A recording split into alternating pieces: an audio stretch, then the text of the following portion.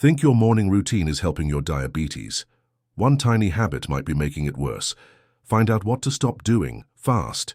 Waking up already tired, like your brain's moving through molasses, your joints ache, and coffee's just not hitting like it used to? You're not alone, and here's the shocking part. The way you start your morning might be silently spiking your blood sugar and draining your energy before the day even begins. And the worst part? These habits feel so normal that most people over 60 never question them. But if you're serious about living longer, clearer, and with more independence, then you need to pay attention. Because what you do between 6 a.m. and 10 a.m. can make or break your entire day. Now let's talk about the first sneaky culprit. Skipping breakfast or eating light because you think it's healthier. Sounds familiar? Maybe you're sipping black coffee and grabbing just a slice of toast or skipping the whole meal because your appetite's not strong in the morning. But here's the warning. This can send your blood sugar on a roller coaster. When you deprive your body early in the day, it panics and releases cortisol, a stress hormone that increases insulin resistance and triggers cravings by mid-morning. That's why you end up reaching for snacks you didn't plan on, biscuits, sugary drinks, or processed carbs, because your body's begging for balance. What you want instead is a slow-burn breakfast, something that gently fuels your brain without shocking your system. A hard-boiled egg, half an avocado, and a handful of berries. Or plain Greek yogurt with chia seeds and cinnamon. These combos stabilize your glucose and give you steady energy that lasts past lunch. And here's a fun fact. Japanese elders often eat miso soup, steamed veggies, and a bit of grilled fish in the morning. Light, nourishing, and naturally anti-inflammatory. No wonder they age like fine wine. Now let's get to habit number 2. Staying too still for too long after waking up. It might feel harmless to sip your tea while scrolling through the news or watching TV, but here's what's really happening. Your circulation is sluggish, your insulin sensitivity drops, and your muscles, which are vital for glucose control, aren't getting activated. Movement doesn't have to mean jogging or doing push-ups. Just 5 to 10 minutes of gentle stretching, walking around the house, or even a few shoulder rolls while standing, can wake up your metabolism and lower your fasting glucose. Think about it. Your muscles are like sugar sponges. When you move, they soak up extra glucose from your bloodstream. That's why people who do light activity in the morning often report better blood sugar readings all day. Don't wait until you feel stiff. Just get up and move, even if it's to open the curtains and make the bed with a little bounce in your step. It sends a message to your body. I'm awake, I'm alive, and I'm in charge today. Now, there's one more common trap before we move on, and it's a big one. Drinking coffee first thing on an empty stomach. Yes, even black coffee. This habit is so popular it feels untouchable. But here's the science. Caffeine triggers cortisol just like skipping breakfast does. And for seniors with diabetes or pre-diabetes, that cortisol spike can mean higher fasting glucose and brain fog that lasts until noon. What you want instead is to buffer your coffee. A small protein-rich bite first, like a slice of boiled egg, a few almonds, or even a tablespoon of peanut butter. This slows your digestion, balances your insulin response, and makes your caffeine work with your body instead of against it. Some folks even swap their first cup for warm lemon water or herbal tea, then have coffee after breakfast, and the difference in their energy and clarity is huge. Remember, mental sharpness isn't just about puzzles or apps. It starts with blood flow and balanced glucose. If you feel like you're thinking through fog, it could be your morning habits, not your age. And if you've ever wondered why some people in their 70s seem laser-focused and lively, while others feel drained by 9 a.m., this is often the reason. Every tiny morning choice either stacks the odds for your vitality or against it. You deserve better mornings. You deserve clearer thoughts and steady energy. And the good news, these changes don't cost money, just awareness. You're in control. Let's keep that momentum going. Now let's talk about something a lot of people don't even realize is affecting their blood sugar. What's happening in your mind the moment you open your eyes? Because here's the truth. Stress doesn't wait until noon to show up. If you're waking up already worried about your health, money, family, or just that growing to-do list, it sets the tone for your entire day. And the kicker? That morning mental tension spikes your cortisol, which again raises your blood sugar before you even eat a bite. Stress in the morning isn't just emotional, it's chemical. It literally pushes glucose into your bloodstream and makes it harder for your insulin to do its job. That's why some seniors wake up with high fasting glucose, even if they ate perfectly the night before. So what can you do instead? One simple trick. Don't reach for your phone. Not yet. Give yourself just 5 minutes of peace before the world rushes in. Take 3 deep breaths. Put your hand on your chest. Feel your body, your heart beating, your lungs working. Say to yourself, out loud if you can, I'm alive, I'm safe, I'm grateful. Sounds simple, right? But those few moments rewire your nervous system. They reduce cortisol. They activate your parasympathetic system, that's your rest and digest mode, and they gently support balanced blood sugar.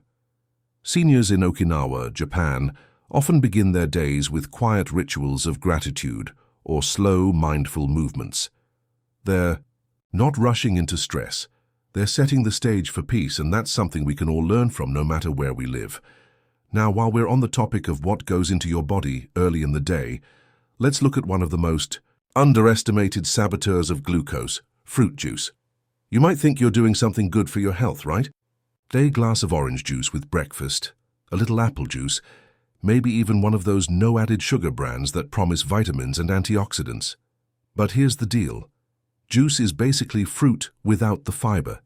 And without that fiber, all the natural sugars in the juice hit your bloodstream like a freight train. In fact, a single glass of orange juice can spike your blood sugar faster than a candy bar. It's that serious. And if you're having it on an empty stomach, it's like pouring gasoline on a fire. Even 100% fruit juice causes a rapid glucose surge that crashes later, leaving you foggy, tired, and craving more carbs. So what's the alternative? Eat the whole fruit. Swap the juice for a few orange slices or a half apple with skin. You'll get the vitamins and the fiber, and your body will digest it slower, more steadily. And if you're thirsty, water with lemon or a dash of apple cider vinegar does wonders, not just for hydration, but for insulin sensitivity too. One study found that just 1 tablespoon of apple cider vinegar before a meal helped reduce post-meal blood sugar in adults with type 2 diabetes. That's a powerful natural support, cheap, simple, and backed by science. And speaking of simple changes that pack a punch, let's not forget hydration itself. Because guess what? Waking up even slightly dehydrated makes your blood thicker, your circulation slower, and your sugar harder to regulate. If you're not drinking a full glass of water in the first 30 minutes after waking, you're making your system work overtime. Water helps flush out excess glucose through the kidneys and supports cellular function. It literally wakes up your organs. Some seniors say they don't feel thirsty in the morning, but don't wait for thirst. Make it a ritual. Keep a glass by your bed and drink it slowly when you wake up. Add a pinch of sea salt if you need help with electrolyte balance. You'll be amazed at how quickly that one small act boosts your alertness, clears your head, and steadies your glucose. Remember, clarity doesn't come from caffeine alone, it comes from flow, oxygen, and hydration. Let's keep going. You've made it this far, which tells me you're serious about owning your mornings and taking back your energy. And honestly, that inspires me. Too many people think that aging just means decline, that being tired or foggy or dependent is normal. But it's not. It's common, yes, but not natural. Your body wants to heal. It wants to be clear, steady, alive. You just have to give it the right support. That begins with awareness. And then small, steady steps like what you're doing now. And those little steps, they add up, big time. Now let's talk about one morning habit that feels like it should help, but in reality, it's secretly holding you back. Skipping breakfast or delaying your first meal for too long. Maybe you've heard that intermittent fasting is good for blood sugar, and yes, in some cases it can be. But for many seniors, especially those with diabetes, skipping breakfast isn't just unhelpful, it can be harmful. Here's why. After a night of sleep, your liver has been slowly releasing glucose to keep your blood sugar stable. But when you go too long without food in the morning, your body keeps releasing more sugar, thinking it's doing you a favor. Your cells are like, where's the fuel? So your liver steps in and suddenly your fasting glucose is higher than it should be, even though you haven't eaten anything. That's frustrating, right? You try to be good, but your numbers still spike. This is why a light, balanced breakfast is key. Not a giant meal, not sugary cereal or toast, but something gentle like a boiled egg and half an avocado, or a small bowl of chia pudding with unsweetened almond milk and a few berries. Protein, healthy fat, and fiber. Those are your allies. They don't spike blood sugar. They calm your system. They signal to your body, we're safe, we're fed. No need to dump more sugar. One woman in our community shared that after adding a small protein-rich breakfast every day, just a hard-boiled egg and a few cucumber slices, her morning glucose dropped by 15 points, 15, without any new medication. That's the power of strategic eating. And while we're here, let's tackle one more sneaky morning habit that often gets overlooked, sitting too long after waking up. It's so tempting, isn't it? You pour your coffee, sit down, maybe scroll through the news or check your phone. But that stillness, that lack of movement, it sends a signal to your body that we're not on yet. Your muscles don't get activated, your circulation stays sluggish, and your insulin response slows down. You don't have to do a workout first thing. No one's asking you to run laps around the house. But just standing up, stretching your arms above your head, taking a short walk around the kitchen, even doing a few light steps in place, those things count. They wake up your muscles, and muscles are your best friend when it comes to blood sugar. Why? Because muscles pull glucose out of your bloodstream and use it for energy, especially after you eat. The more you use them, even lightly, the more your body can manage sugar naturally. A few minutes of movement in the morning, before or after breakfast, acts like a natural insulin booster. Some folks in their 70s and 80s who started doing light morning mobility movements said they felt more clear-headed, less stiff, and saw improvements in their post-meal glucose. You don't need equipment, just your body and the willingness to move it even a little. And if you're in pain or limited by arthritis, remember, movement can be gentle. Chair stretches, shoulder rolls, toe taps. It's not about intensity, it's about consistency. And I want to say this from the heart. If mornings feel overwhelming, that's okay. You don't have to change everything overnight. Maybe you've had diabetes for years. Maybe you've been told it's all downhill from here. But I promise you it's not. You are not broken, you are not powerless. You just need to find a rhythm that works with your body, not against it. These morning shifts, avoiding the sugar bombs, calming your stress, getting hydrated, moving gently, eating wisely, these aren't punishments, they're gifts.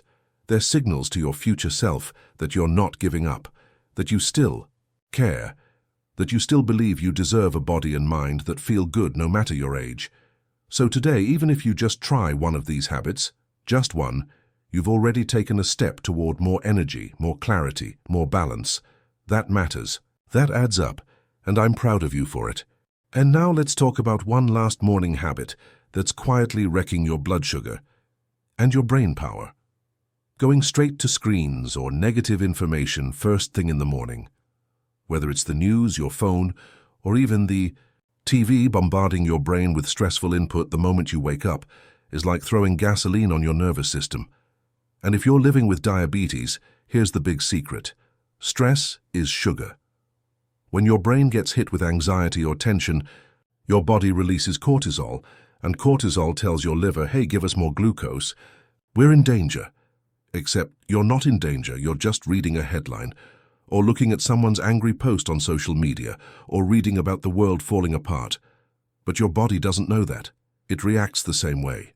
Blood sugar goes up, inflammation goes up, and now you're starting your day already feeling behind, already in a spiral, already overwhelmed. And that over time can take a toll on your brain health too. More brain fog, more forgetfulness, less mental clarity. So what's the fix? It's simple, and it costs nothing. Start your mornings with quiet, with peace, with your own mind. Before the world barges in, sit with your coffee or tea and look outside for a moment. Breathe slowly. Say something kind to yourself, even if it feels silly. Today I choose calm. My health matters. I can change even now. These aren't just words, they're medicine. One senior viewer once told me, I stopped checking the news until after 10 a.m. Just that one change helped my mood, my sugar, and my energy. It's like I got part of myself back. And she's right. You don't need the world's chaos in your bloodstream. You need your own peace, your own pace. That's the beauty of being over 60. You've earned the right to slow down and live on your terms. And look, no one's perfect. Some mornings you'll forget. Some mornings the toast will burn, your phone will buzz, and everything will feel rushed. That's life. But even in the chaos, you can still choose one tiny thing. Drink your water. Skip the sugary creamer. Stretch your arms. Say one kind word to yourself. Those moments count. That's how change happens. Quietly, consistently, gently. So if you've made it this far in the video, I want you to hear this loud and clear. You're doing better than you think. You're not too old. You're not too far gone. Your body can still respond. Your mind can still grow sharper. And your mornings can become a sacred space for healing, not just routine. You deserve mornings that energize you, that ground you, that keep your sugar stable and your spirit strong. And hey, I'd love to know which one of these habits spoke to you most. Was it the sugary breakfast swap, the light movement, the screen-free start? Comment below and let me know what you're going to try tomorrow morning. And if you have a morning ritual that works for you, share that too. You never know who you might inspire. If this video helped you, please like it and subscribe to Wisdom and Wellness for more tips just like this. We're building a community where aging is not something to fear, but something to embrace. A place where you can grow stronger, wiser, and healthier every year, not in spite of your age, but because of it. So here's to new mornings, to steady blood sugar, to clear minds and full hearts, and most of all, to you and the life you still get to live. See you in the next video. And remember, your health is your power.